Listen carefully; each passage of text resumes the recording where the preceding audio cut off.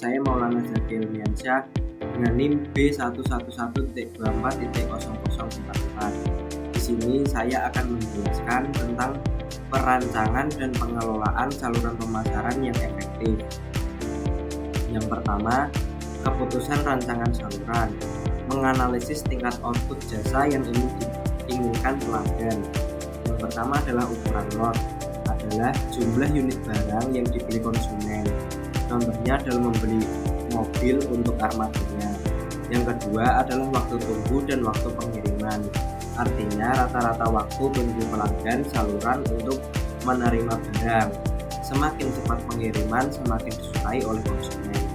Yang ketiga adalah kenyamanan spasial. Tingkat di mana saluran pemasaran membuat konsumen lebih mudah membeli produk. Kemudahan lokasi pembelian. Yang keempat adalah keragaman produk, yaitu rentang pilihan yang disediakan oleh saluran pemasaran. Semakin banyak pilihan produk, semakin disukai konsumen. Yang kelima adalah dukungan pelayanan seperti jasa tambahan, yaitu kredit, perbaikan, dan instalasi. Yang kedua adalah menentukan tujuan dan hambatan. Yang pertama, tujuan saluran ditetapkan berdasarkan tingkat jasa yang ingin diberikan kepada pelanggan. Artinya, saluran distribusi harus disesuaikan dengan seberapa tepat, mudah, dan berkualitas layanan yang diinginkan konsumen. Yang kedua, perusahaan harus menyeimbangkan biaya saluran dan kepuasan pelanggan. Jika saluran distribusi terlalu mahal, bisa membebani perusahaan. Jika terlalu sederhana, bisa menurunkan kepuasan pelanggan. Yang ketiga adalah hambatan yang mempengaruhi, seperti karakteristik, produk pasar, pesaing, faktor lingkungan, serta hukum dan regulasi. Yang ketiga adalah mengidentifikasi dan mengevaluasi alternatif saluran. Perusahaan dapat memilih dari berbagai saluran, tenaga penjual, agen, distributor, pengecer, telemarketing, dan internet. Yang pertama, setiap saluran punya kekuatan dan kelemahan. Artinya penjual langsung lebih personal tapi terbatas jangkauan, sementara internet lebih luas tapi persaingan lebih tinggi. Yang kedua adalah perusahaan lebih mengevaluasi agar tercapainya efisiensi dan efektivitas distribusi.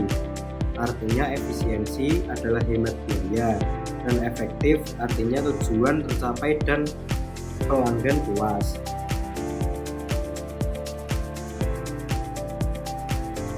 Yang selanjutnya adalah jumlah perantara.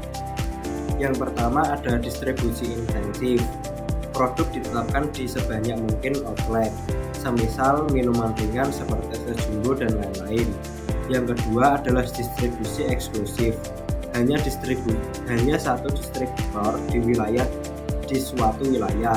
Contohnya mobil mewah dan seperti Gucci dan lain-lain. Yang ketiga adalah distributor selektif. Hanya beberapa perantara yang dipilih. Contohnya produk elektronik dan alat rumah tangga.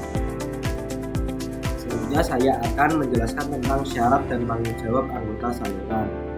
Setiap anggota saluran harus jelas tanggung jawabnya. Yang pertama adalah kebijakan harga. Mengharuskan produsen menentukan daftar harga serta jadwal diskon dan insentif yang dilihat perantara sebagai sesuatu yang adil dan mencukupi. Artinya, hal ini penting untuk distributor atau pengecer merasa adil dan cukup mendapatkan keuntungan. Yang kedua adalah kondisi penjualan, mengacu pada syarat pembayaran dan jaminan produsen.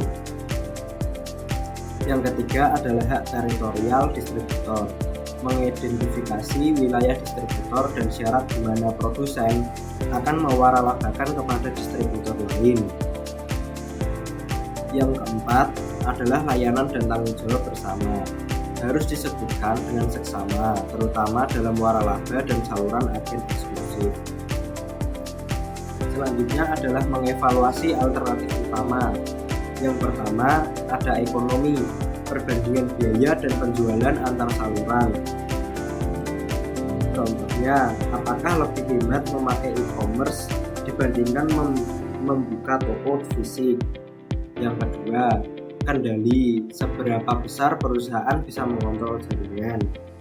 Contohnya, waralaba memberikan kendali terbatas karena outlet dikelola pihak lain, sementara toko milik sendiri kendali penuh.